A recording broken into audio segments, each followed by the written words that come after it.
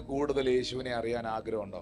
നിങ്ങൾ കൂടുതൽ ദൈവാത്മാവിൽ നിറയുക. Maths അറിയാവുന്നവനെ maths പഠിപ്പിക്കാൻ പറ്റും. കെമിസ്ട്രി അറിയാവുന്നവനെ കെമിസ്ട്രി പഠിപ്പിക്കാൻ പറ്റും. ഏതൊരു ബുക്ക് എഴുതുമ്പോഴും ബുക്കിന്റെ പുറകിൽ ആ ബുക്കിന്റെ എഴുത്തുകാരന്റെ ഒരു സ്പന്ദനമുണ്ട്, ഒരു ചലനമുണ്ട്, ഒരു ഹാർട്ടുണ്ട്.